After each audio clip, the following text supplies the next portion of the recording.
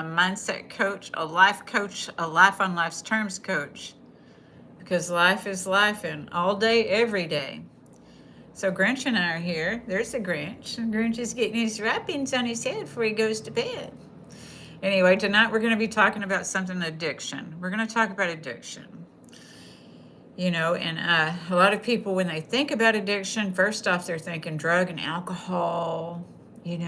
Oh, they just addicts, they just alcoholics. Sometimes I hear it myself, and it really makes me kind of sad because I'm just an addict and alcoholic too. As I've told y'all before, as a mindset coach, my specialty is addiction recovery, codependency, and grief, because that's been a part of my experience and path too.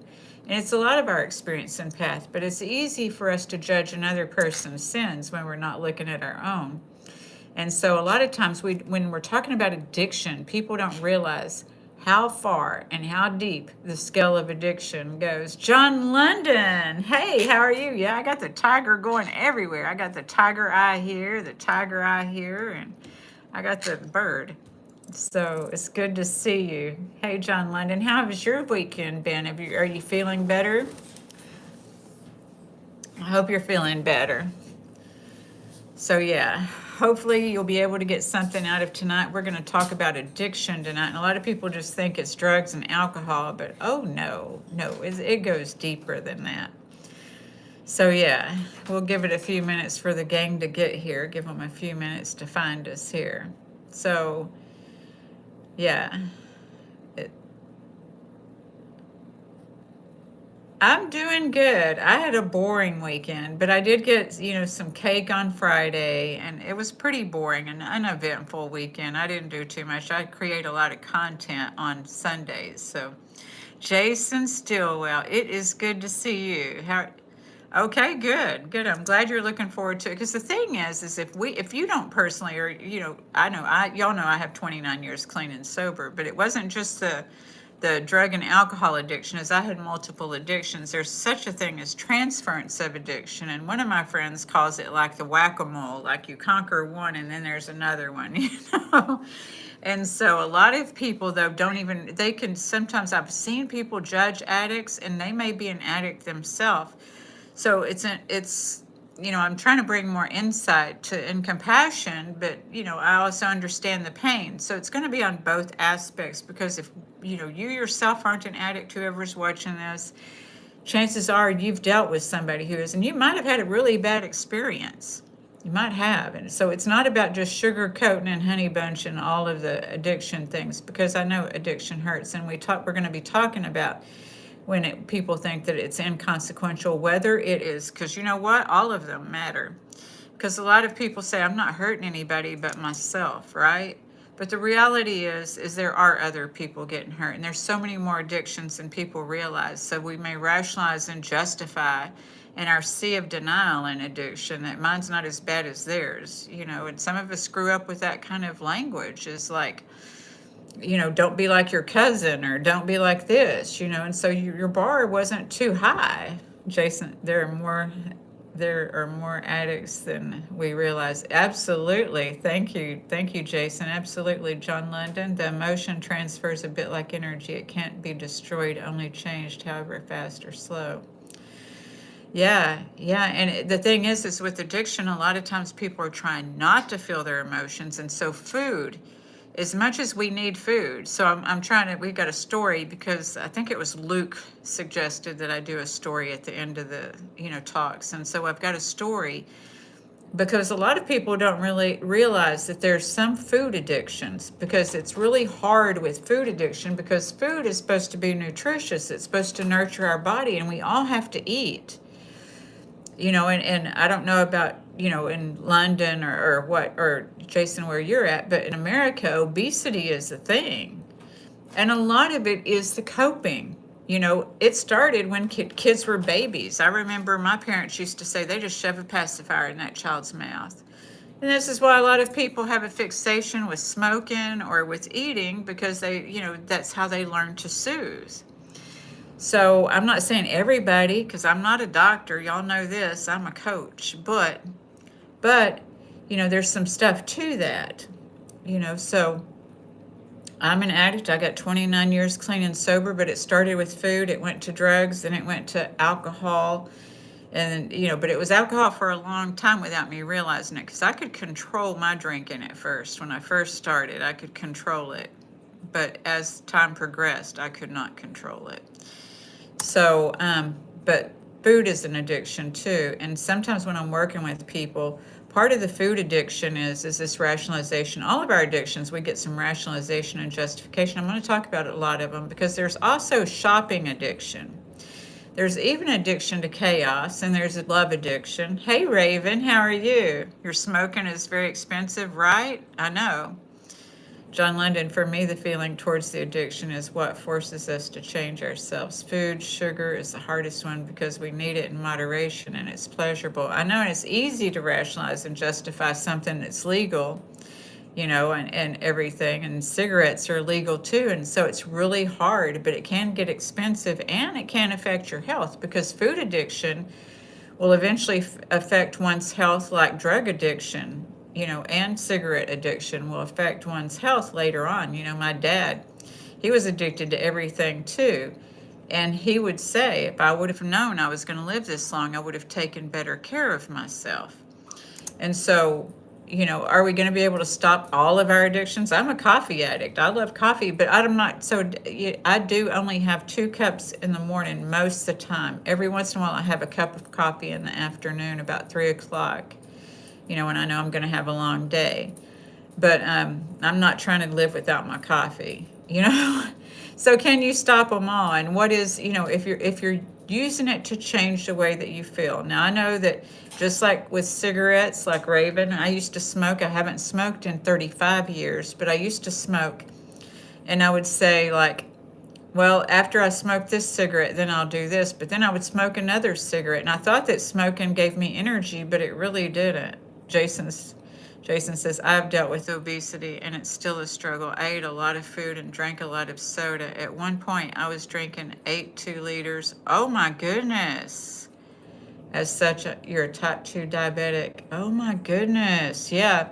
And that's an addiction too, right? That soda was an addiction. I've got friends. I've got a friend who she's had the weight loss surgery. She's a physician's assistant.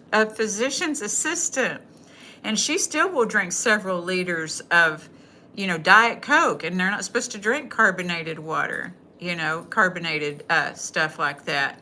And she'll drink up the Diet Coke and she barely eats healthy food because eating healthy food is very important. So we're going to, distinguish, like if you go home and one of the people I've worked with, she used to go home and eat ice cream, every day. And, as kids we're even taught ice cream is a treat. But this is the thing is that a lot of, societies and a lot of things is treats aren't treats anymore. They are entitlements. So people don't really, we have to, learn our reward system. When I'm working with people, I work with people with food addiction. Of course, I work with people with drug addiction, alcohol addiction, and, and shopping addiction is an addiction. I had shopping addiction myself because it's this desire to make ourselves feel better. And we reach for something or we, type in something, or what have you. And so there's a lot of addictions. So we're going to uncover them this evening. Hello, Christopher Smack. You get to get addicted to everything you do. Right, because a part of addiction is obsession and compulsion. Obsession and compulsion. John London says, I think I was only able to quit many things through social pressure. Ah, yeah. When I quit smoking, it wasn't because I wasn't enjoying cigarettes. They were getting higher. Like Raven said, they were getting higher. They were so expensive. But that was just the beginning because, y'all, I stopped 35 years ago, so they were like $2.84 a pack or something like that back then. And I used to think, I'm going to stop before it gets to $3. And I don't even know what a pack of cigarettes cost now, but it's a lot. So I used to get a carton for $20-something. So $13 a pack? Oh my goodness. I'm glad I quit when I did, but I didn't just decide one day to say, oh, I think I'm going to quit smoking or have a coughing attack. No, I got pregnant and I loved my kids better than I love myself. They're 17 euros or maybe $20. Oh my goodness. Well, at least you're smoking the healthiest of cigarettes, so I've heard. If you're smoking, those Raven, that's what I've heard. It's interesting because since I've quit a lot of my addictions, there's been a lot of things come out. There's different alcohols that have come out since I quit drinking that I didn't get to taste. I quit smoking weed back when, now you can go into a dispensary and they're like, what kind of high do you want to get? Do you want to get a high to where you still are able to work and function, or do you want just a chill high? You can kind of order it up like what you want to feel. But the thing is that's still not your own emotional regulation. But not everybody who gets high, not everybody who smokes, not everybody who drinks, not everybody who eats is an addict. So I hope that this evening will help y'all, to be able to decide, because I know a lot of people will say, am I an addict? Because with food addiction, sometimes they fear that they switch to alcohol addiction. Or they can switch to shopping addiction. Just like in addiction, when people tackle the drug addiction, oftentimes food addiction becomes a problem. So this is what I mean by transference of addiction. And it's easy for people to sit back and judge another person's addiction. Just water and tobacco that they claim. Yeah. So yeah, when I got pregnant with my son was when I quit smoking, because I loved my kids more than I loved myself. I used to smoke Lucky Strike, sometimes unfiltered. Ooh, no, I don't want to go back either. I quit smoke. It's like, it was so hard because I was hormonal when I quit smoking, and I did taper down. And I would smell my hands, and I bought candles with the money, my cigarette money that I was saving. I rationalized, I'm going to buy candles. So I made my house smell really good. Because the thing about a lot of addictions, we don't even know if people can smell them or if they can notice them, because we try to hide them. We try to hide these addictions sometimes. When I smoked weed, I didn't think people could smell it. And when I quit smoking weed, I was like, oh yeah, they could smell it. So, Jason, people don't eat properly because they don't know how to cook properly. How many families sit at the kitchen table to enjoy it? You're exactly right, Jason. It's so easy in America because you got fast food at every corner. And fast food isn't real food. And a lot of people don't understand fast food is not real food. Fast food, the bread, the buns, like if you could see how many preservatives they have in it, and those preservatives sit on your behind. They have, that's what I love about Europe is they have the non-GMO thing and things like this, because that stuff will sit on you. But you got to think, if you can have it. When I was a kid, the bread used to mold. And now the bread just gets hard. And what this tells me is that when we're trying to digest these things, that it's not going to digest like it used to. It's not going to, the enzymes aren't going to break it down like they used to. So this is why we're carrying the weight. And we get sucked into food addiction a lot of time with the fast food because there's so much salt and sugar in there. And I just discovered I hadn't had Velveeta shells and cheese, which is an American thing, but I hadn't had Velveeta shells and cheese for like 7-8 years. And I found some in the grocery store one day, and I bought it, and I cooked it, and I was like, oh my gosh, I didn't know how much salt it had in it when I used to eat it. John London, true, it starts with childhood. We are lucky here that we have cooking classes. Yes, you are. We used to have cooking classes in school, and they talked about this food tree. And, this is why I love getting on here and talking about what our neurological system is like, because we look at these, we worked on science projects in school. We worked on biology, but do we integrate learning about our nervous system nowadays in our real bodies? So I like talking about this stuff and, bringing to light about addiction, because maybe somebody grew up with somebody who had an addictive parent or addictive family member, and, they may have been the talk of the family. Or maybe somebody grew up, and thinking I'm never going to be like them. And, maybe they just manifest in a different way,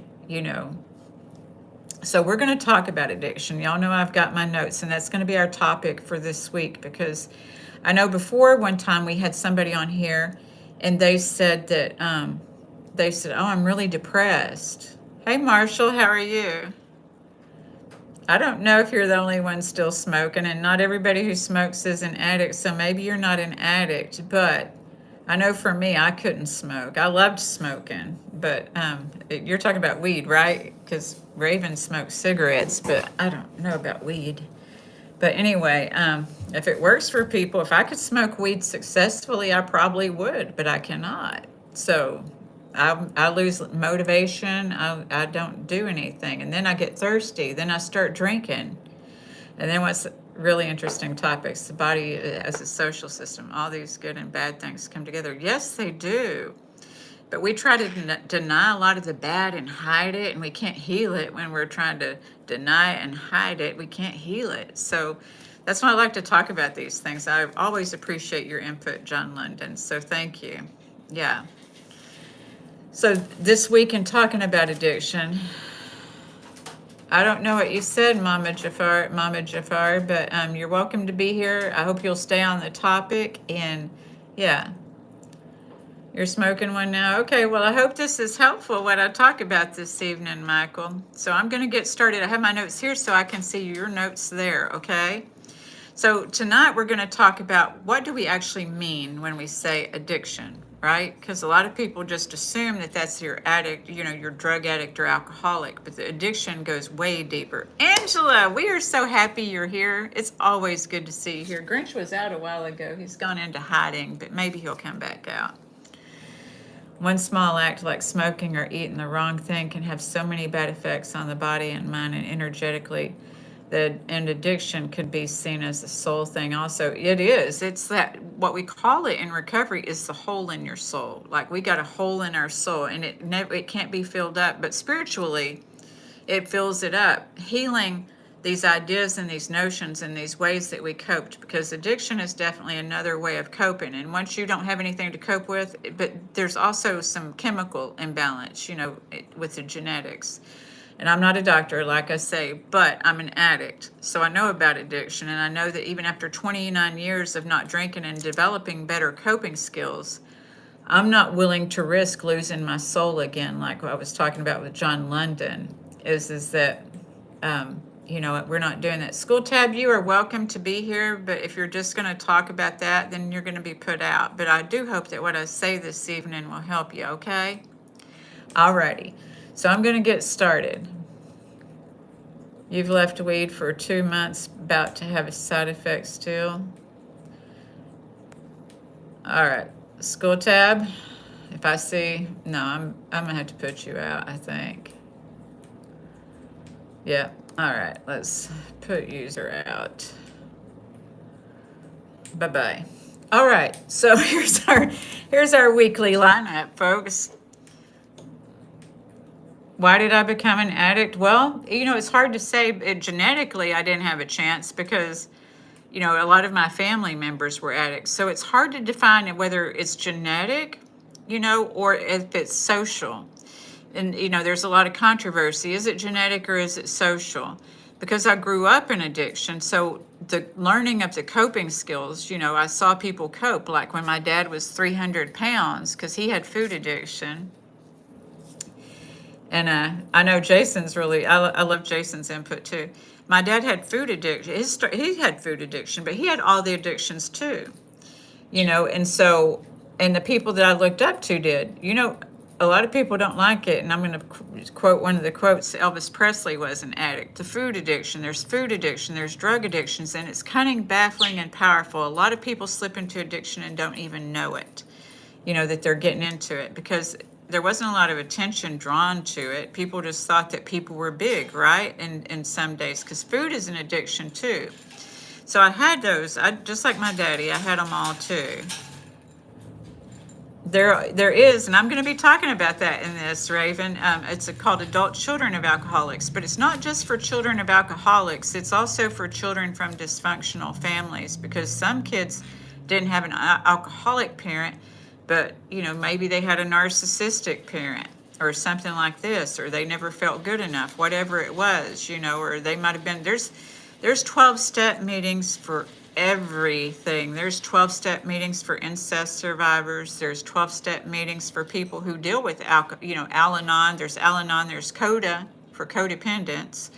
And so some of this, because I had the codependency too, And these are all learned behaviors. This is what I saw mirrored from 1 to 12 years old, or modeled from 1 to 12 years old by my family. And certainly, I talked last week about how religion can promote a lot of our belief systems. So the family, the religion, the kids at school, then the partners. And so, but my addictions, I think, started young because I was like, getting into beer young because daddy had the beer. So I thought that was cute to go steal the beer when I was a kid. And then I even had to hide beer from my dad sometimes because he would, where I tried, yes, I was after a while, but yeah, I didn't know how to cope with things. I didn't learn how to handle my problems. It's all right, Kim.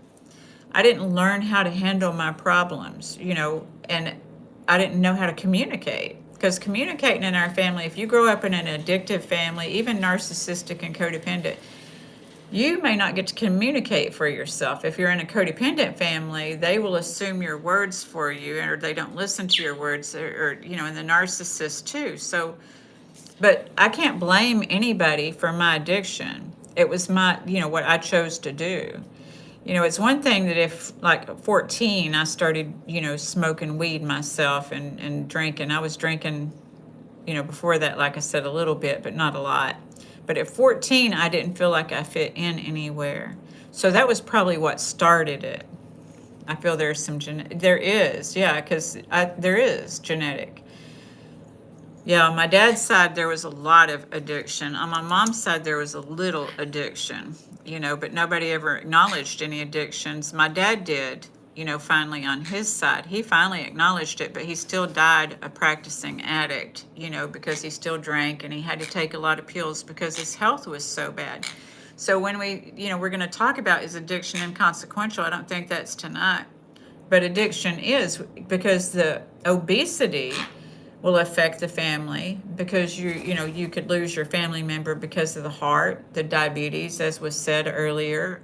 There's all kinds of things that can affect your health with the obesity. The smoking, that can affect your health, and you may later have issues, and things like this. And then obviously drug addiction will actually, some of the street drugs will actually eat your bones, and so it causes a lot of health problems, even bones. And so there's a lot of problems. We're not going to get off scot-free, and it's, we're all going to age, but we can age gracefully and healthy, or we can acknowledge these addictions if we have them.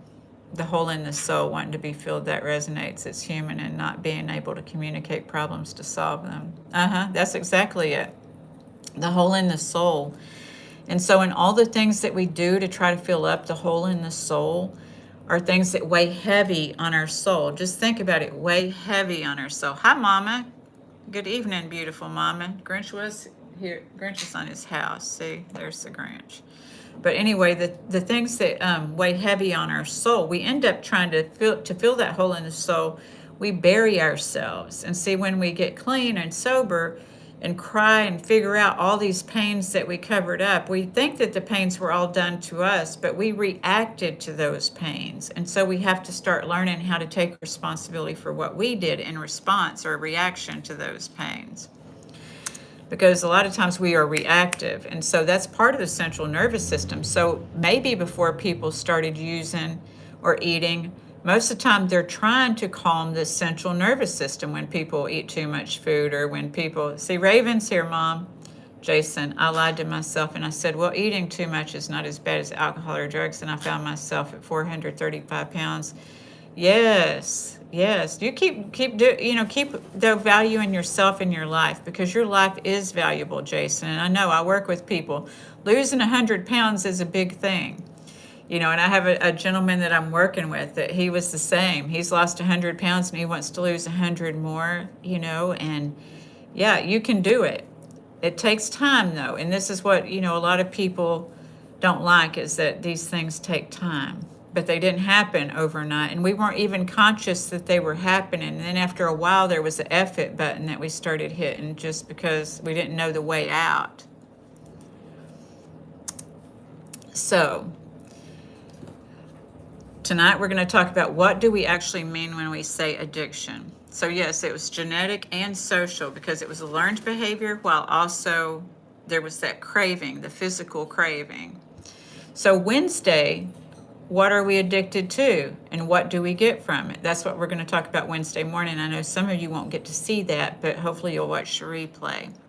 Friday, we're going to talk about what does addiction have in common, and no matter what the substance or behavior is, there's things that if you're whether you're a food addict, you're a drug addict, you're an alcohol, shopping, chaos, procrastination is an addiction. Yeah, because there's actually even in the 12-step groups, Raven, besides adult children of alcoholics, there's an under-earners anonymous, an underachievers anonymous. So Grinch is addicted to flying. He's like, that's what I do. So then Sunday story time, we're going to talk about what happens when we stop judging the addiction and start understanding what it has been doing for us. Because if we're still here, even though we survived an addiction, we have a purpose. You know, when I was in my addiction, I don't know about you, Jason, but when I was in my addiction, before I started recovering, I felt worthless. And I didn't have the words to even say that I felt worthless. Hey, Pam.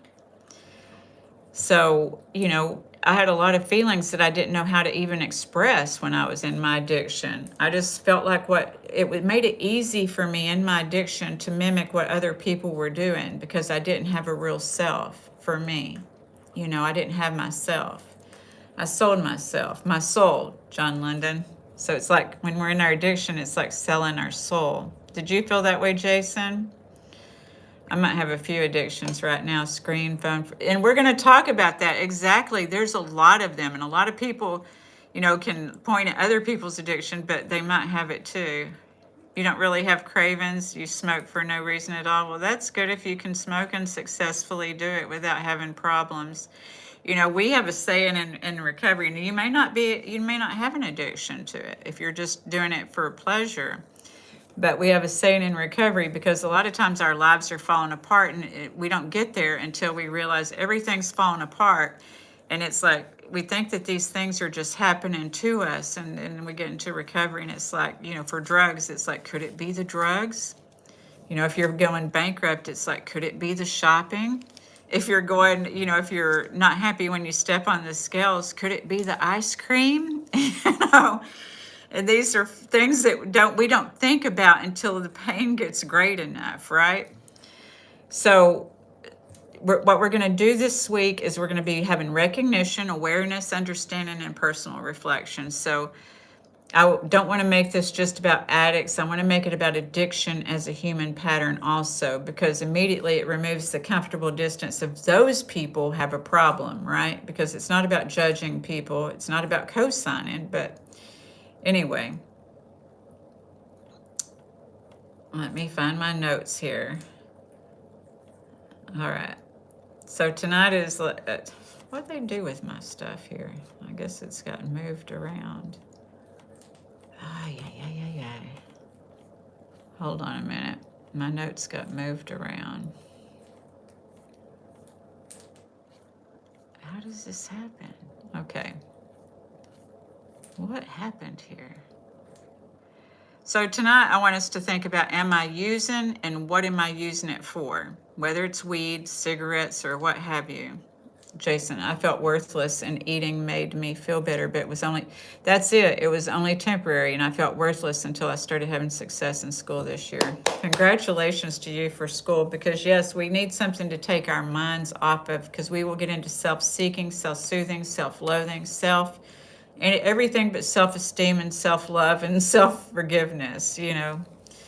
Pam, my family has many addictions for sure. Mine ended up being food and shopping. I know I had food at first, and then it went to drugs, and then it went to weed. Weed, some people think it's a drug, but anyway, then it was weed, and then it was love and relationships. There's love addiction too. This is people who hop in relationships. Maybe you take a 3-month break like I used to. I'd take a 3-month break and be like, okay, I think I'm ready for a relationship now. So our conversation tonight talks about that too. Angela, I used to have problems like anxiety and depression when I was a teenager, but I've never had any addiction. That's really good, because not everybody does. But if we don't have the addiction, we've probably had somebody with addiction in our lives. And so I hope that this gives some information. It's not just to sugarcoat and make anybody feel sorry for it. Because next week, guess what we're going to talk about? We're going to talk about codependency next week. And this is what happens when you feel sorry for the addict. I'm just trying to bring, you know, recognition to this and everything, not try to be like, oh, feel sorry for the addict, but just to let people know the addict is suffering too. It is lucky. It is. So if I'm using it, what am I using it for? Okay. Okay. I think something got messed up here in my notes. So we're going to talk about this addiction. So most of us think when we hear addiction, we immediately think of alcohol and drugs. And yes, alcohol and drugs are addictions, but what about the food, the smoking, the shopping, sex or pornography? You know how many people are addicted to, and so there is sex and love addiction together, or there's, sex addiction. There's different things for different ones. So there's relationships, which can go out as Al-Anon or codependence, Ah. So being needed sometimes is an addiction for people. Did y'all know that? Chaos, social media, like was mentioned earlier, constant scrolling, comparison can be an addiction. Some people's minds just straight go to comparison. Even being addicted to control. Some people are addicted to control. So we may say things like, I need a cigarette. I need a drink. I need to get out of here. I need to find somebody. I need to check my phone. So, yeah. So these things. What happened to my notes, though? My notes got screwed around here, y'all.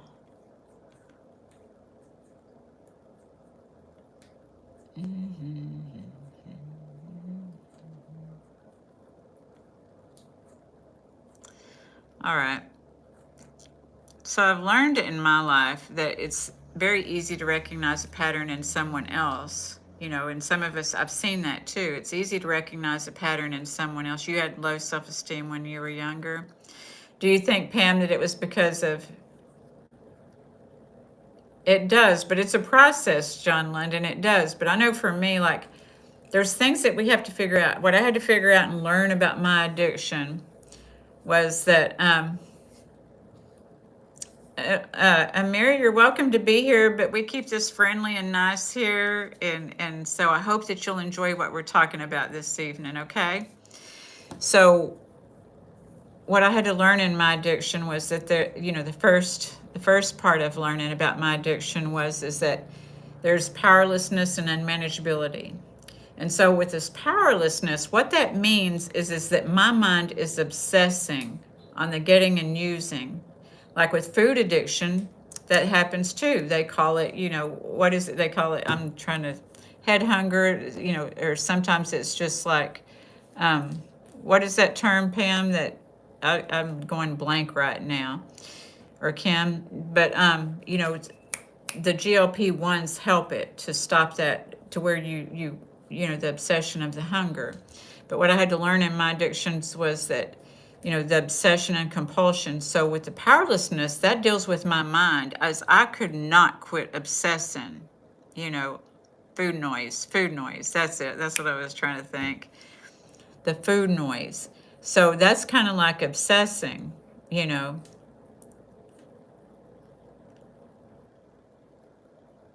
Yeah. So I just kept obsessing. It'd be like I'd get up in the morning and smoke. I would like, did you use your addiction to try to stop your anxiety? Probably so, but I didn't know I was even feeling anxious. I mean, I should have known I was feeling anxious. Even as a little girl, like this fingernail here is still just a little bit warped. It used to be badly warped because as a little girl, when I would get anxious, I would chew on this fingernail. And I mean, I dug a hole in it, but I didn't realize I was anxious was why I was doing it. And so I didn't know how to recognize that, but it probably was anxious. I was very anxious, I would imagine, but I didn't know how to define it back then. I didn't know my feelings really, so Yeah, I was able to have long nails, so I had that, but this one hand I would just like nit, nit, nit, nit, nit, nit, nit. You know, take that little tusk tooth and dig into it. Yeah, it is anxiety. So, you know, a lot of times the addictions are, though, Angela, that we don't want to feel what we're feeling right now. And so we might have, you know, not learned to self-regulate as children.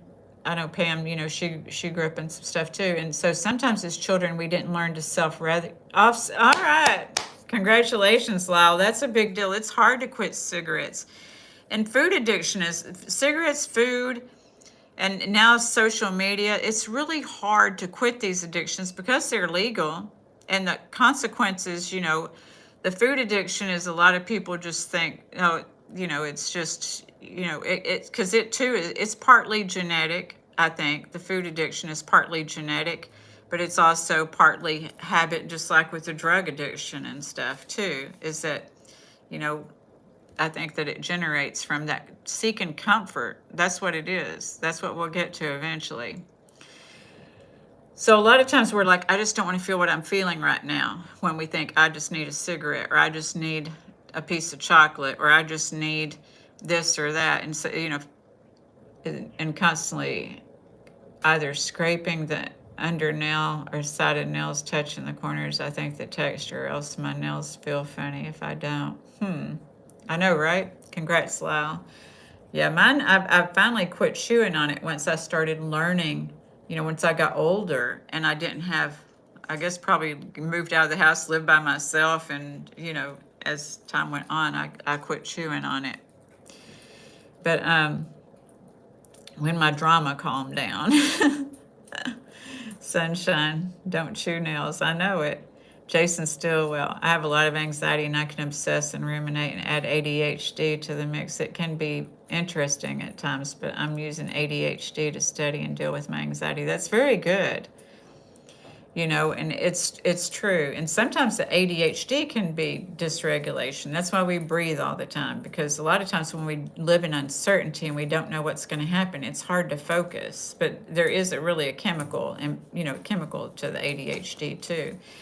But hit bottoms. Oh, COPD. Yeah, that's a thing, isn't it? I was talking to some gentlemen this morning in the group that I'm in, and they're like in their 70s, and the COPD is a thing down, you know, and they can't go in the mountains and things like that, and it's really bad. And you know, we don't realize how bad that can be. So, you know, congrats on quitting smoking. I'm so glad that I quit smoking 35 years ago, because it's hard to quit. And I wouldn't have quit had I not been pregnant, but I loved that baby more than I loved me. So you're over 70? Yeah. So congratulations. That's a big deal. It ain't easy. I've learned in my own life that it's very easy to recognize a pattern, like I said, in someone else. So we can swim comfortably in the sea of denial. So we're going to talk about the sea of denial tonight. You know, it's not that bad, or I can stop whenever I want. You know, I could stop for 2 weeks. I could quit drinking for 2 weeks when I was trying to be normal. I could quit drinking like for 2 weeks. But then when I drank, I might act okay when I drink, and I might not act okay when I drink. Right, Mom? We just didn't know. I was at Dr. Jekyll and Mr. Hyde that they talk about. And so in this obsessive and compulsiveness, so see, the first part of our step work says, where have we been powerless and where is our life unmanageable? Because the compulsion is what brings up this unmanageability. Is that when we're hiding, yeah, Kim's here.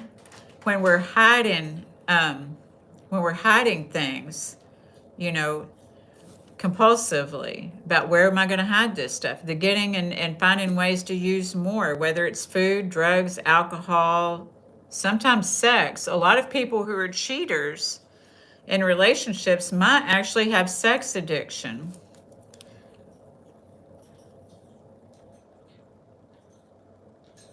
I do not even want to smoke. Thank you, though, Sunshine. I do not even want to smoke. I'm like, I don't want to. There we go. So a lot of times people think I can quit when I want. I'm not hurting anybody, right? But what if we started asking a different question? Am I enjoying this? Or am I using it? You know? Am I enjoying this or am I using it? Because when we say I need, maybe that's our clue. When we say I need this or I need that, it is just like a junkie saying I need a fix, right? In a way. And I'm not saying that in a bad way, because they, a lot of people, I deal with addicts and they call themselves junkies. So yes, my mom had COPD and she wasn't the smoker, it was her parents. Yes, you got to be, it does affect other people, doesn't it? I used to smoke, and when I smoked, I didn't think it was affecting anybody.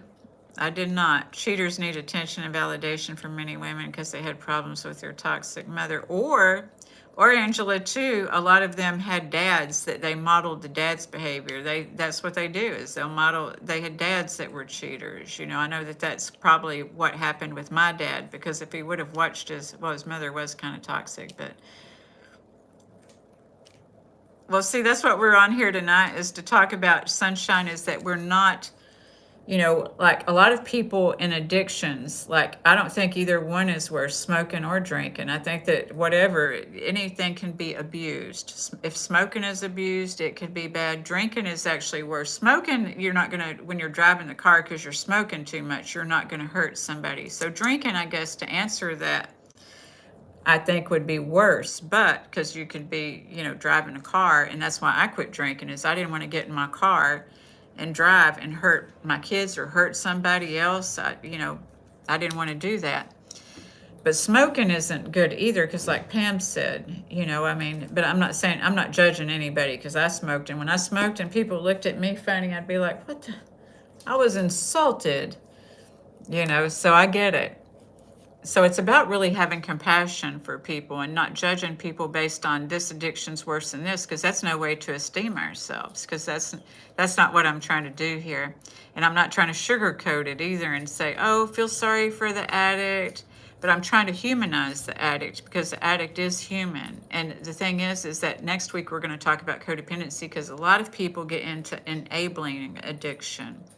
And so I don't want people to think that we're talking about, this isn't to talk about enabling addiction. It's just so people can understand and not esteem their addiction over somebody else's addiction, So I wish I could find my real notes. I apparently deleted them somehow with this. I don't know what happened, but when I was talking earlier, where did they go?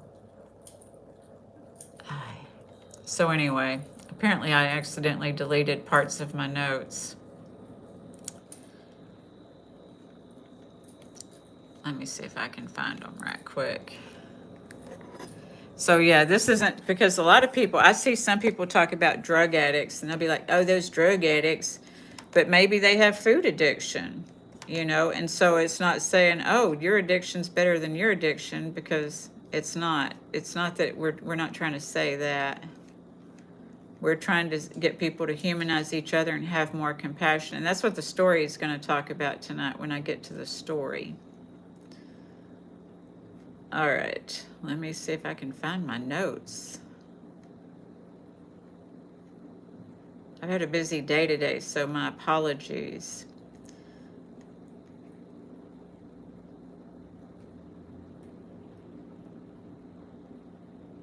Okay.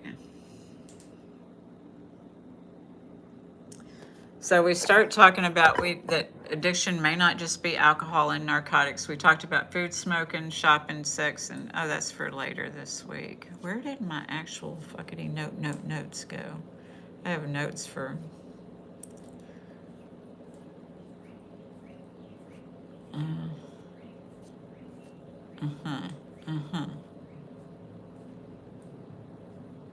All right. That's Wednesday's notes. Let me find today's notes.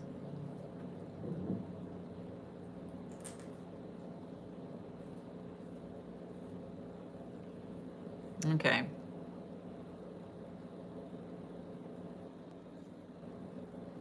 Hello, Victor. You can tell a joke as long as it's nice, but we don't want anything naughty up in here. Hmm. It looks like this change. I accidentally deleted my whole thing.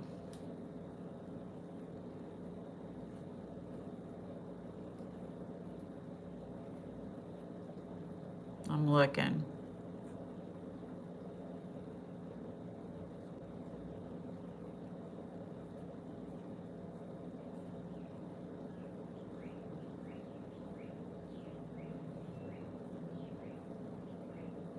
Boy, this thing goes and changes my whole thing. So thank you, Angela. I appreciate your patience. This is a lesson learned. I started a side job this week, and so I thank you so much. Y'all are nice. I hate when my notes get lost. I had them earlier and I copied and pasted something. Apparently, I just zapped my original notes out when I copied and pasted it.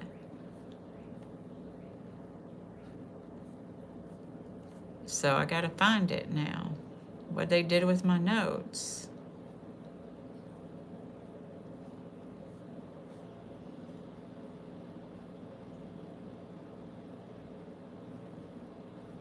Okay. Let's see if I can dig these back up.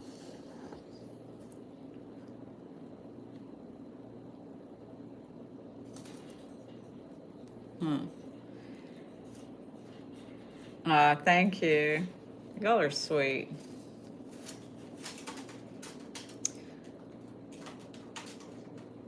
Uh, well, I can't find them. That's a lesson learned not to be really good about when I copy and paste my stuff, because that's apparently what I did when I copied and pasted. I hit the delete. You know how you. So that's what happened. So what I was wanting to say though is I'm trying to remember all the stuff that was in my notes. So it was about not, when sometimes people say, "Okay, Victor, sorry you're having to leave," but when people say, when people talk about how your sin may be different than theirs, is what I'm trying to say. Is how just because somebody sins differently, So this is what I wanted to talk about, is that in these different types of addictions and what they do. So when I talked about, first off, there's powerlessness and unmanageability. And then there's obsession and compulsion. And then we look at, we go deeper and we look at the intentions and motivations, because we're not in control. We talk about learning how to make our own decisions, because a lot of times, whether it's food addiction, drug addiction, alcohol addiction, the addiction in itself takes over our life, if an addiction. And so it's making the decisions. So a lot of times people are hurt by an addict because the addict is in their disease. And I'm hoping that this week will help people recognize when the addict is in their disease, that it's not about them, because they do hurt people, because addicts are hurt, but they're also hurting people, and it's not very nice at all. But they're in their addiction. And so it's not to excuse their behavior. So I'm not saying excuse their behavior. I'm just saying don't make their behavior about you, because their behavior is, and when people are using, a lot of times, we have misinformation and think that we did something to make them use. And we can't make anybody, they're going to use if they want to use. You might be a good excuse to use, but we have excuses and we have reasons. And the cool thing about recovery, narcissism and codependency are addictions to people. And absolutely, absolutely, they are, Angela. Thank you. And codependency was, I saw that growing up, but it was also mirrored probably to my mom, who I learned codependency from her, but I also learned it from religion. Religion reinforced it, and so did, just the social atmosphere. I'm from the South, and so the women fix the plates and stuff, and that may not be a bad thing, but sometimes we need to fix the plates. And so what this does is it tells us that we can do things for people that they could do for themselves. So, are we doing something? Codependency is about people getting in other people's business, doing things for people that they could do for themselves so that they can gather esteem. Oh, girl. I grew up Baptist. I grew up Southern Baptist, and I love to dance. And so growing up Southern Baptist and them telling you you can't dance, then of course I started smoking the cigarettes when I was 14.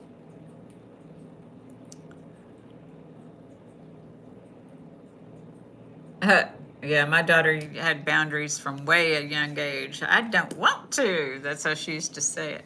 But yeah.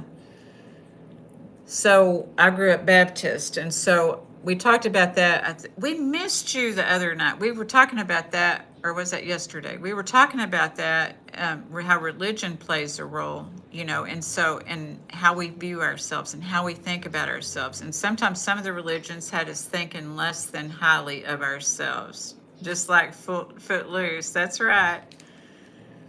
I tell you, I still wish dancing was. I used to love to dance, but yeah. Just like on Footloose. That's exactly right, the religion.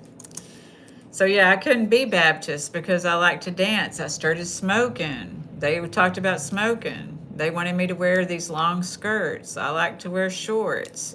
I didn't wear shorts, but I remember one time I was so ashamed. Can you imagine being a little kid and they come to visitation at your house and you're wearing shorts and you're ashamed or embarrassed because you're wearing shorts? Because the Baptist, said that you had to have your skirts like 2 inches above your knees. It couldn't be more further than 2 inches above your knees. So it was really about how we look, right? And I don't like that nowadays. I'm not trying to offend anybody who's Baptist, but that doesn't work for me because I'm still going to dance. And I'm going to wear shorts if I want to. And that's rules. That's not boundaries. So boundaries are another thing. Boundaries are love for myself and love for someone else. But I believe our relationships with our source is personal, and I don't have to look like a uniform, so that's just me. So are y'all ready for this story that goes with our talk this evening? At least I didn't delete the story. Y'all want to hear a story and see if we can relate? Okay. How about that? Maybe my notes will turn up somewhere underneath the story. This is an experience. So I have a story for us. So I grew up Baptist. I was in recovery. I went into AA 29 years ago.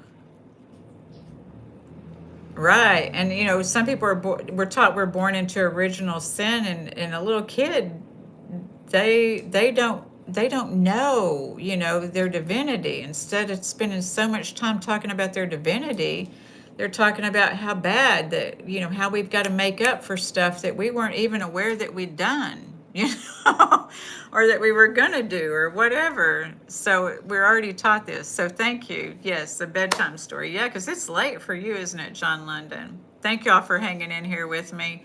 I will not delete my notes for Wednesday. So I'll be back on here Wednesday.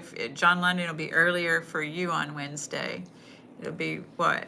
If I come on here at 9 in the morning Wednesday, is that like 2, 3 o'clock for you? So the addiction we don't see is what our story is. So let's just take a deep breath.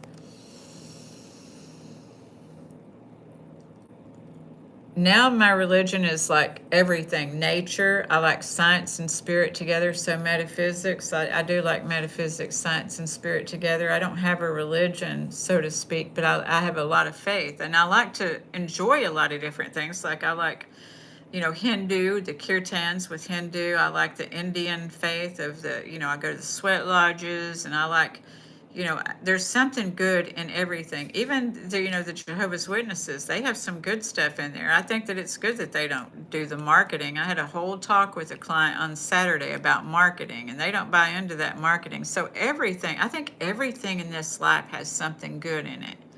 And I can't esteem myself by putting something down. There are bad things in it, but this is life in itself. There's bad things in me and there's good things in me. And I get to recognize both, but I don't have to dwell on either one, right? So yeah. One time somebody asked me, they said, Stacy, so what religion do you like the least or the best. I can't remember which one I said. I like them all. I do.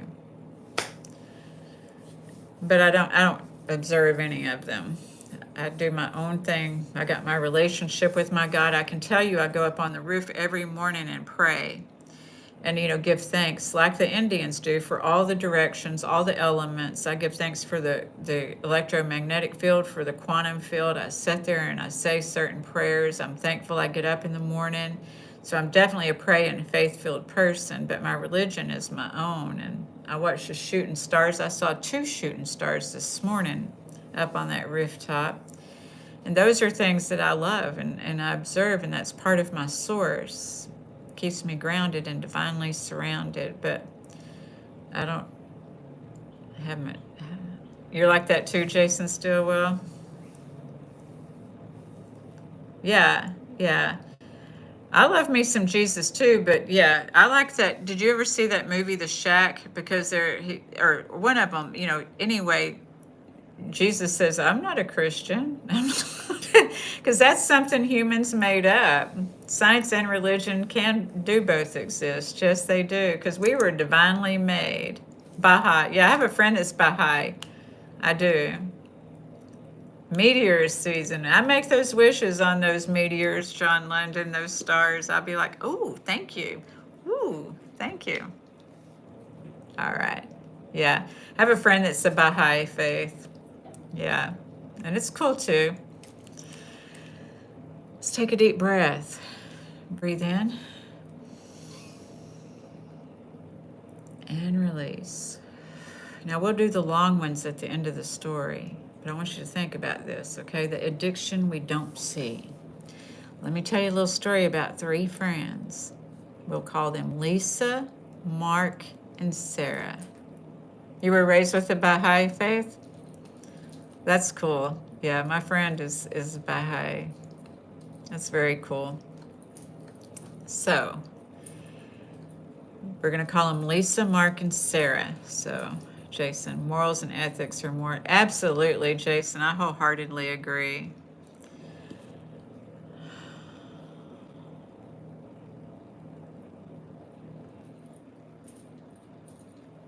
All right. So, Lisa, Mark, and Sarah were sitting together one morning when the conversation turned to someone they all knew who had been struggling with prescription medication. Lisa shook her head and she's like, I just don't understand. If you know something is becoming a problem, why don't you just stop taking it? Y'all can maybe think that about somebody who's drinking or somebody who's, doing something like that. But Mark looked at her and said, it's not always that simple. And Lisa shrugged. She's like, well, I don't have that problem. I've never been addicted to drugs. And Sarah had been quiet. She looked at Lisa for a moment and asked, she said, Lisa, can I ask you something? And she said, are you comfortable with your weight right now? And Lisa looked surprised. She says, no, not really. And Sarah continued gently. She said, do you want to lose weight? And she said, of course I do. And then she said, well, have you tried? And Lisa laughed a little. She's like, and then she said, well, how many times? I've tried diets. I've tried programs. I've promised to myself I'd start Monday. I've done really well for a little while. And then something happens and I end up eating things I told myself I wasn't going to eat. And Mark looked at her and said, so why do you keep doing it if you don't want to? And Lisa immediately became defensive. She's like, because I like food. Everybody likes food. And I have to eat. It's not like I can stop eating. And Sarah nodded, exactly. You have to eat, and food is necessary. I'm not talking about eating. I'm asking what happens when you find yourself eating beyond what your body needs, even when you've already decided you don't want to. And Lisa got quiet, because Sarah wasn't accusing her. She just asked, do you find yourself eating when you're not physically hungry? And Lisa hesitated. She said, sometimes. And then Sarah's like, well, what usually happens before that? And Lisa thought about it. And she said, I don't know, stress. I guess if I'm upset, if I've had a terrible day, sometimes I just want something. And Sarah asked, and afterward? And Lisa looked down and said, I usually feel bad about myself. And there was a silence. And suddenly the conversation wasn't about whether Lisa was an addict. It wasn't about a relationship she had with food. Then Sarah turned to Mark and she said, well, what about you? And Mark looked confused. He's like, what about me? And Sarah smiled and said, well, you were pretty quick to recognize addiction in somebody else. And Mark laughed, okay, fair enough. Fair enough. And Sarah told them about her own experience growing up with a parent who struggled with addiction. Sarah had learned to watch moods, anticipate problems, keep the peace, take care of everyone else. And for years, she thought she had to be the responsible person. Eventually, she found herself in ACA, Adult Children of Alcoholics, and began understanding that growing up around addiction had taught her ways of coping that had followed her into adulthood. She didn't have her parents' addiction, but she had learned patterns around addiction. She learned to rescue, to control, to overfunction, to ignore herself. And she realized something important. Addiction doesn't only affect the person with addiction, it affects the people who love them too. So Sarah looked at Lisa and she says, I'm not telling you you're an addict. Then she looked at Mark and she said, and I'm not telling you that taking prescription medication makes someone an addict. So then she paused and she said, I'm just saying maybe we need to stop making addiction about the thing itself. Because food isn't the problem simply because we eat it. Medication isn't the problem simply because someone takes it. A cigarette isn't automatically an addiction because someone smokes one. Dating is an addiction because somebody wants companionship. Hi, Dominic. The question is, what is your relationship with it? You know, a lot of people don't realize this is the kicker here, is what do you have a relationship with? You know? Or have we gotten to the point where we're doing something we don't really want to do but feel unable to stop? That's what addiction is in our recovery. In the program I was in, they used to say, we don't care what or how much you used, who your connections were, what you've done in the past, how much or how little that you have. Because if you have shopping addiction, you can end up broke. If you have drug addiction, you can end up broke. If you have alcohol addiction, if you can't go to work, you could end up broke. You know, it's all of these. And so it's the commonality. See, that's the thing, is that it's easy to spot another person's addiction or another person's flaw than it is to look at our own sometimes. So what are we using to cope? That's it. Am I saying I need instead of I'm going to relax? You can end up broke with sex addiction. Right, you could, Rayer. That's exactly right. Yeah, you could. You know, I mean, I'm not saying you know like that, but yeah, it just keeps going. We can end up unhealthy because you can certainly catch things with sex addiction. Yeah, stop being judgmental, because it's like, you know, I'm going to read y'all a poem here shortly, but it's like, you know, if you do believe in the Bible and that kind of stuff, it's like getting a splinter out of your own eye first, you know? And if you're a Christian and you're judging some people, it's like they say, get the splinter out of your own eye first. I'm an alcoholic too, but I've got 29 years sober, LPND, so I hope that, you know, are you sober or are you still practicing? You attend a lot of strip clubs. Yeah, it could be, it gets expensive. You can end up broke. Exactly. Yeah. So Lisa looked at Sarah and said, so what are you saying? So Sarah smiled and said, I'm saying maybe none of us should be so quick to point at somebody else's addiction. And nobody said anything for a moment, because suddenly they weren't talking about who was the addict. It started with them talking about a mutual friend that was an addict, but it turned, didn't it? So they were talking about something much harder. 1 year? Congratulations. That's amazing because that wasn't easy to stay sober for a year. I know it wasn't. So congratulations, and just keep one day at a time, just putting one foot in front of the other and doing the next right thing. So what do I reach for when I don't want to feel what I'm feeling? See, this is when we know, when, we say using against our will, when we're eating against our will, when we're feeling remorseful, regretful, and self-loathing after we eat something that's not good for us. Because we're supposed to eat for nutrition, but some of us stuff our feelings. We say these things, but we don't work on them, right? Is I stuff my feelings. Sometimes people do that for a while till they realize how much that money is going to cost them. Yeah. So maybe it's not, maybe that's where we need to begin. Not with judgment, not with labels, but with enough honesty to ask ourselves, am I enjoying this or am I using it? I'm glad yeah. It is. I mean, I respect all religious faiths. So, yeah. Yep. Am I enjoying this or am I using it? And if I'm using it, what am I using it for? And there for the grace of God go I.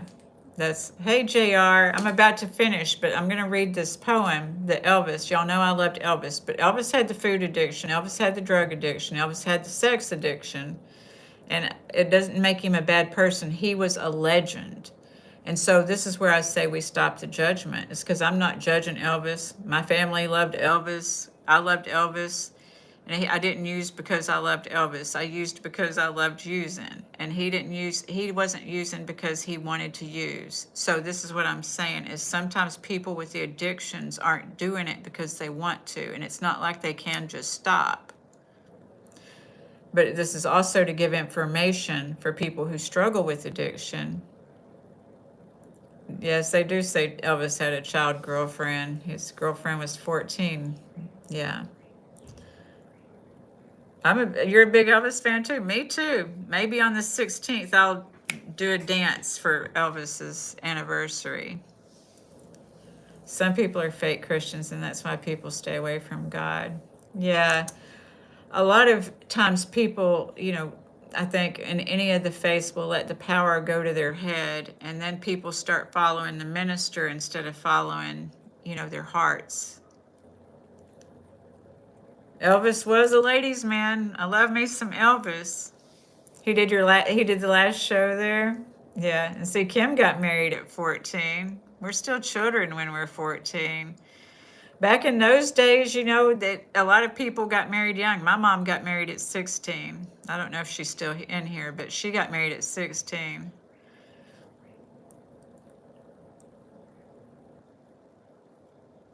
Well, people do what they do, So anyway, we're not getting into judgment. We just talked a whole deal about judgment here. We don't judge anybody's faith.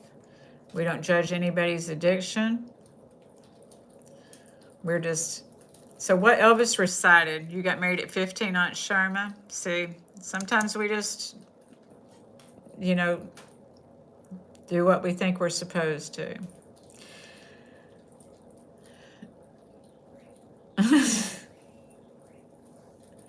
I think Mary was between the ages of 12 and 16 when she had Jesus. See, we just don't even know. Sometimes we don't know. So I'm going to read this poem that Elvis read, and I just really want y'all to take that in. Elvis loved bananas and peanut butter. He did know about good food. He did. So this is a poem Elvis read, and I kind of want us to think, I also think the louder a person is when pointing fingers because they're hoping no one... Exactly. That's what the story started out as. They were pointing fingers at somebody else, right, Jason? And what did y'all get out of this story? Does anyone want to share what you got out of this story before I read that poem and then we breathe?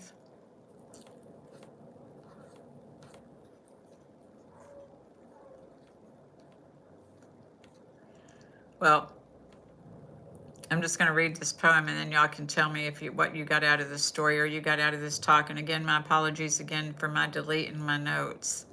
But I hope that this was helpful. Wednesday we'll be back on here. I just wanted to kind of break the stigma of addiction. in this meeting tonight. So hopefully I've done that, you know, the stigma of it, and that it's just one thing and not another. Well, thank you, Martin. All right. I could not have wine, no, because poor Jesus would be anemic if I drank wine, for sure. And Kim, it was a bad family dynamic. My mom wanted to leave my dad due to abuse and wanted me safe with someone. Yeah. That's sometimes, and when our mamas get married young, sometimes they want us to get married young, you know, so I don't know. All right. So, you know, when we leave, what my point was, I was trying to get across tonight was when you never stood, Elvis said, when you never stood in that man's shoes or a woman's, you know, he didn't say that, but I'm saying that.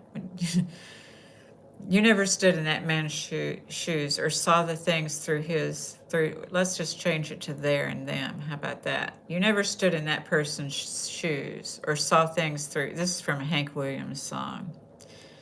That was a family tradition in my family, that drinking thing. So you never stood in that person's shoes or never saw through their eyes or stood and watched with helpless hands with a heart inside you dies. So help your brother, your friend, your sister along the way, because no matter where they start, for the same God that made you, made him too, or her too, made them too. So these people with broken hearts. So because when you're dealing with addiction, when we're dealing with these things, it's very brokenhearted, whether you are the person who is the addict or the person dealing with the addict, because it's not just inconsequential. It does affect other people. And we can't make fun of another person's addiction and esteem ourselves for our addiction. It's about really working on our addiction, because talking about somebody else's addiction doesn't save us from our own. Okay? So I hope you all will join me Wednesday. What did I say we would talk about Wednesday? Let me see here. So I hope you'll watch Wednesday. Was this helpful to anybody, despite my losing my notes, losing my little mind and notes? Monday. But I'm not blaming it on Monday. So Wednesday, we're going to talk about what are we addicted to and what do we get from it. It was Priscilla that was 14, and she has addressed that Elvis never touched her until their wedding night. Exactly. Elvis was amazing. I'm not saying any of that, but I'm just saying that things, we talked about evolution too, and things that were acceptable back in the day. Aw, thank you, darling. I love you, Kim.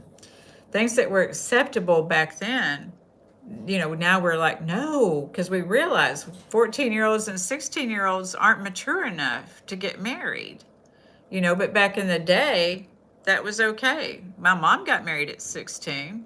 Kim got married at 14. And a long time ago, that was, you know, especially in the South, I think. I don't know if people, you know, did in the North too, but yeah.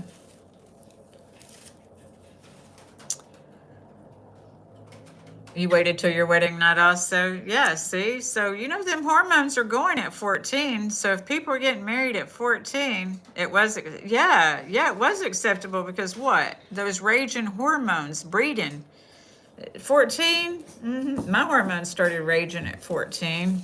Of course you want to get married at 14. You can have sex.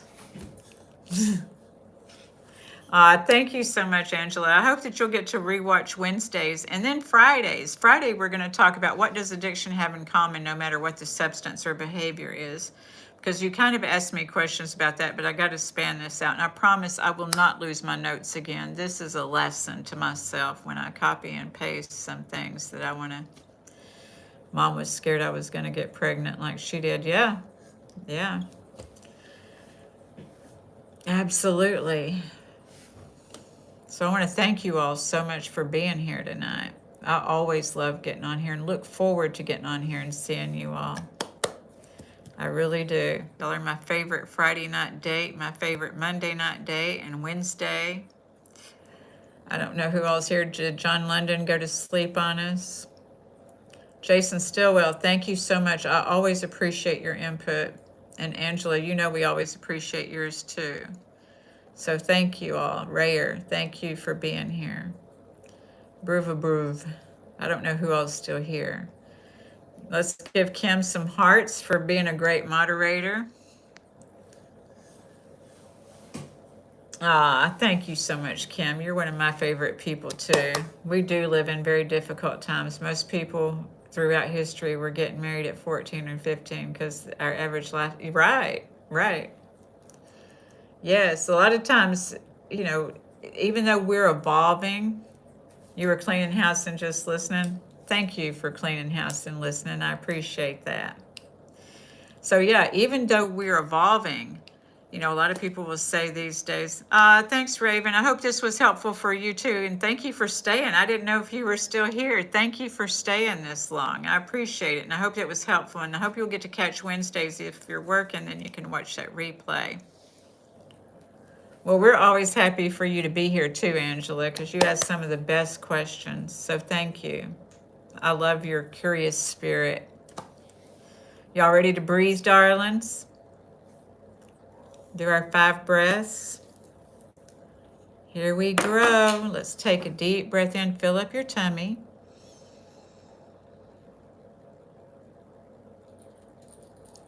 Hold it. And release.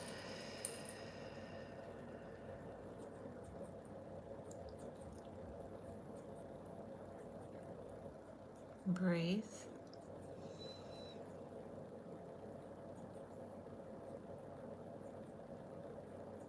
Hold it.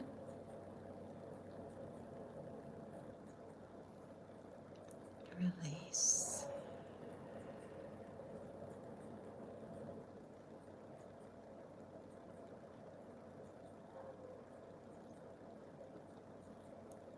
Breathe in.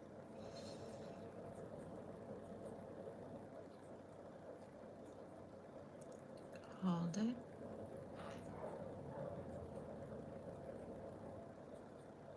And release.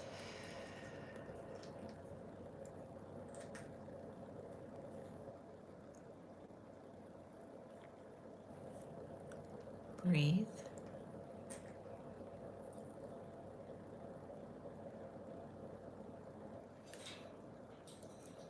Hold it. And release. One more. Breathe in.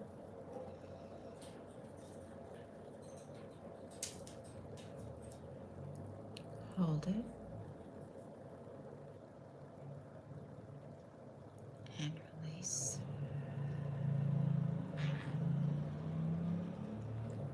Yes, dear. Yes, Grinchy. You hear water boiling. Let's breathe. Grinch, yeah, Grinch just came out of his office for just a second. Let me turn it. He's standing on the door of his office. Thank y'all for being here. Did y'all feel your heartbeat? Hmm? The heart was beating. My heart was beating. I sure do appreciate y'all, and I love y'all very much. Kim, I look forward to seeing you tomorrow night, darling. I've been up since 2 o'clock this morning, so yeah. All right, y'all give yourself some hearts because I just love y'all. Thank you so much for being here tonight. Get you some blessed and regenerated rest. Okay. Good night, y'all. Thank you. 3 a.m. You got up at 3? Something must be cosmically going on, waking us up. But at least I got to see those shooting stars. You are very welcome, Jason. I look forward to seeing you next time. And I always appreciate you being here and your sharing.